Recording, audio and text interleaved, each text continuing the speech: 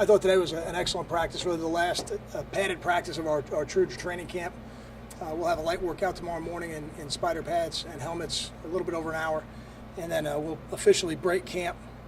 But really, really pleased at the way the leadership of the team took over the practice today. It was something that I had challenged them to do, and I think that's really important. If it's always coming from the coaching staff, I think your ceiling is limited, but when it comes from the players, I think your ceiling becomes unlimited in terms of what you're able to do with a team and during a season. Questions? How many players will you travel with, and will you stock up on one position because of the heat as opposed to another? Will it alter the way you might normally travel and dress? It won't. We're going to travel somewhere between 68 and 72 players. That's kind of what the preliminary list looked like. And the guys that will travel that might be, I don't know if they would be considered extra at one position or another, really will travel because of special teams.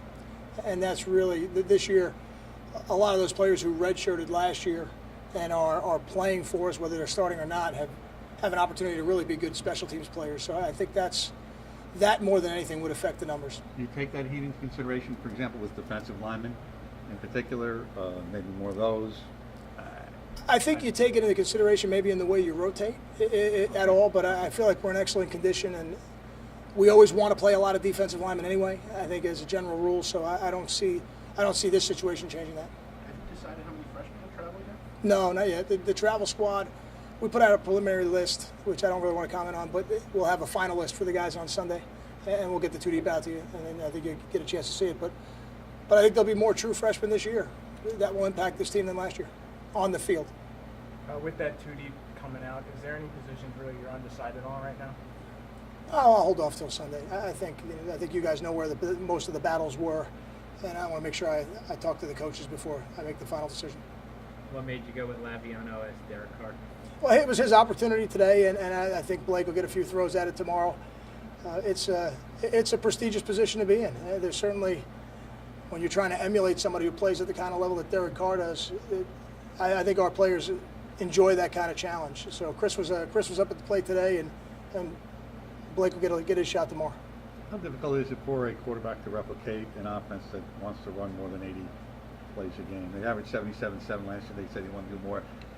Is that something that doesn't come naturally to the quarterbacks you have? And I don't think it's hard to replicate it for the quarterback on the scout team, because he's just got to read the card and do what the card tells him to. I think the real challenge is for the GAs who are running the scout team to get all 11 players coordinated in a very short amount of time, because that part is difficult. It is always a challenge to replicate the pace and tempo of a hurry-up, no-huddle offense the same way it's a challenge to replicate what an option offense does to you.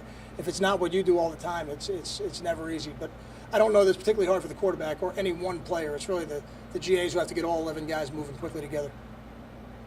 Have you seen you guys kind of amp up their urgency a little bit now that the game's hopefully away? I have. I think once you turn your sights to an opponent outside of your own team, the intensity level naturally picks up, and I think it'll pick up again on Sunday when we come back from our break, and it's the true game week at that point.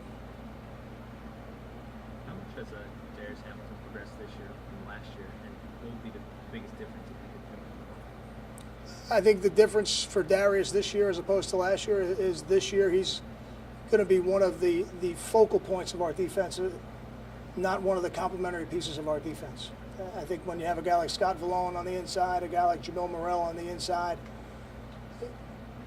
you don't play as much. Everybody's relied on. If you're in the game, you are the starter. But when you're not relied on to play 40, 50 plays a game, it is a little bit different. And this year, Darius Hamilton is going to carry the bulk of those snaps. And there's no doubt in my mind that he's ready to do it. I think he's an excellent training camp. Does he reflect in the way he carries himself? Has he reflected that his status change? I've always been pleased with the way Darius carries himself. I think anytime you see him, he's exactly the kind of player you'd want on your football team. do you foresee a scenario where as many as four running backs could carry, well, not counting fullbacks, but if that running back position is up to four, could see a carry or two? Or? I think there's a possibility that could be the case. I wouldn't limit us to any number at this point. I think we've got different running backs with different styles, and Michael Burton as a fullback would even add to that number from there. But whether it's a Savon or PJ, Justin Goodwin, Desmond Peoples, I think they all bring a little something different to the table, and and in the right situation could be very productive for us.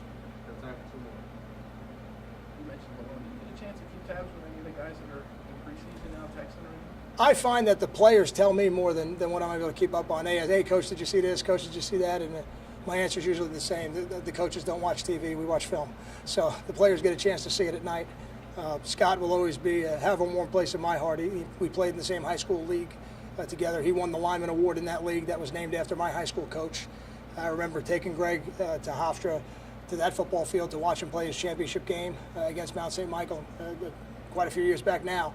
So he's somebody that I always remember fondly and wish him the best. You kind of won an offensive show against Arkansas, and then against Cincinnati, you were able to ball control, season high rushing, right carries. How important is that ball control in this game to keep the ball out of Derek Carr's hands? Is that something you feel like you need to do? I don't feel like we need to do that. I feel like on offense you have to score points, and how many points as you get into the game is dictated a little bit by how the game goes. And certainly in Arkansas we felt we needed more points to win, and we controlled the offense differently than we did in Cincinnati, where you get into the game and you kind of see how the ebb and flow of the game is going. For us, the only thing that we predetermine is our philosophy, which is we want to run the football. Force them to put people in the box, which is not really hard to force them because they're very committed to stopping the run. They're going to have 8-9 people in the box every snap, and try to create some one-on-ones. And make sure when you do that, you got to protect them and get the ball down the field and give guys like Brandon Coleman a chance to make plays. Thank you.